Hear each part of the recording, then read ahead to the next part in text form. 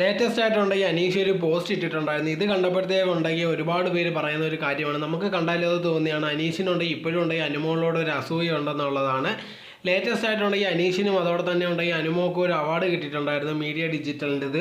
So അങ്ങനെ ഇരിക്കുന്ന സമയത്തുണ്ട് ആ സ്റ്റേജിൽ വെച്ച് തന്നെ പറയുന്നുണ്ടായിരുന്നു ഇത് കണക്കുണ്ടെങ്കിൽ തൻ്റെ ഒരു ഗ്രേറ്റ് ഒരു റിവഞ്ച് എന്നുള്ള രീതിയിൽ തന്നെയാണ് ഇത്. കാരണം എന്ന് പറഞ്ഞാൽ ആ അവാർഡ് ഫംഗ്ഷൻ ഉണ്ടെങ്കിൽ ഇത് കണക്ക് അനീഷിന് അവാർഡ് കൊടുത്തത് അനുമോള് തന്നെയായിരുന്നു. അത് അവിടെ വെച്ച് തന്നെ കാര്യവും പറഞ്ഞിട്ടുണ്ടായിരുന്നു. അത് കഴിഞ്ഞപ്പോഴത്തേക്കുണ്ടെങ്കിൽ ഇതിനെ പറ്റിയുള്ള കാര്യം ഉണ്ടെങ്കിൽ പോസ്റ്റാക്കി ഇട്ടിട്ടുണ്ടായിരുന്നു. അതിനകത്ത് കുറച്ച് കാര്യങ്ങളും പറയുന്നുണ്ട്.